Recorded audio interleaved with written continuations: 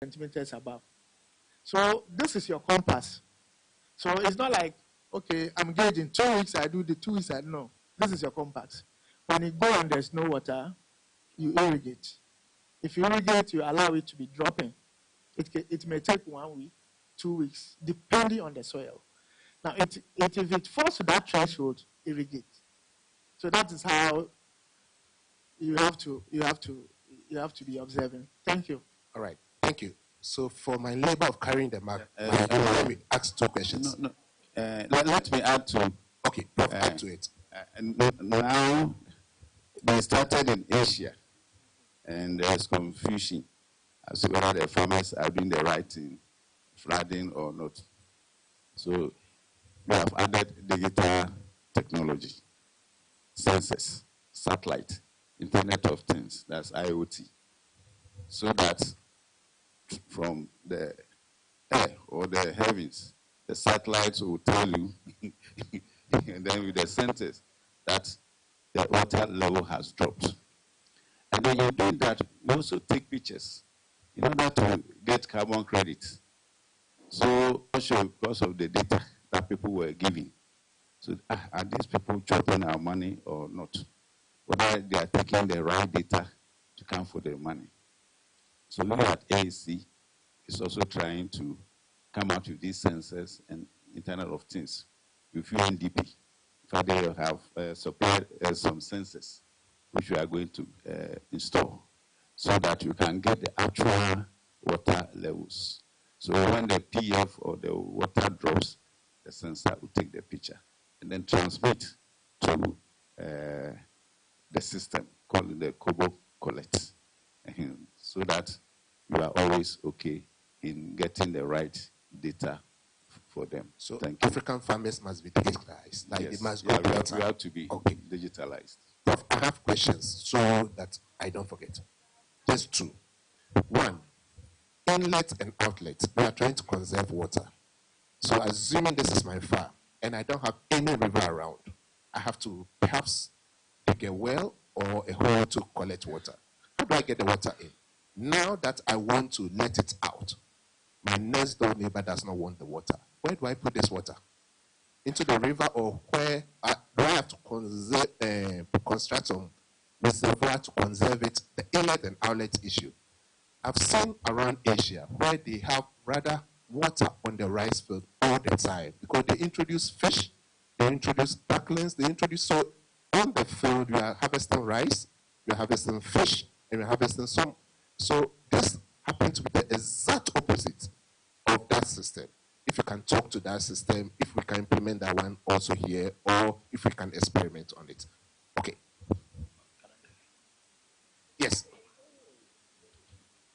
Do we have one more, or it's finished? One.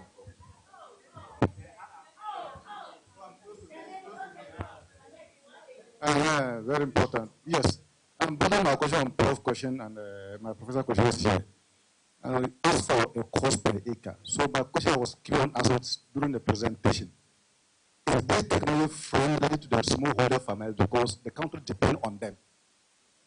Is it friendly to them? In terms of cost. That last one. Yes. Thank you very much. In fact, I was going to ask that question, but my question bothers on 2 things. One, gender. In terms of gender, have you found out how women, or the role that women play, and whether or not they can adapt this technology, because it's cost intensive? Secondly, I find it very interesting because I'm studying financing mechanisms for agroclimatic advisory services. And you, as a private sector, I can see using blended finance. I'd like you to share a little bit about how you manage to come up with the idea, how you're able to attract climate finance, what you are doing, and how you will sustain this. Thank you.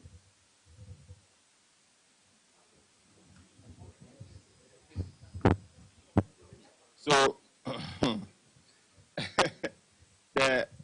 I captured, is it a smallholder farmer friendly? Yes, it is a smallholder farmer friendly. We started in the early 90s at Intensity. So what we did was we dug a dive to contain some water, a sort of pond to contain some water. and then we engineered our whole field. We bonded into plots. You know, when you bond into plots, it is at a very little slope, even though it's uniform, but the fields are usually inclined at a very gentle slope so that water can slowly move out when you remove the outlet. You see, and so usually there's water scheduling for all the farmers. When you go to areas like water, all farmers decide when they need water, and there is a canal between one farmer and the other.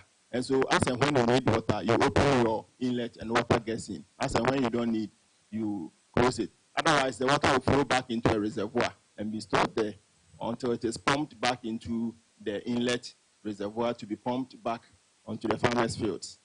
Now, in all the areas I've worked, even with upland rice production, I advise farmers to make bonds around their farms. Even when you are doing reed-fed agric, make bonds around your farm, harvest some water into the bonds for your rice to use. You know, even though we are saying upland rice, they are also very sensitive to moisture. When you don't need the water anymore, open and let it out. Or even the soil will soak it somehow when you open and it goes out.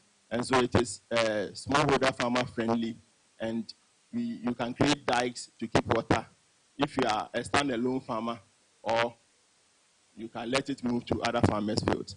Now, since you mentioned smallholder farmers, it looks like scattered farmers. So what I usually put yourselves into cooperatives, put yourselves into farmer groups, recognizable farmer groups, so that one, the government can be able to help you.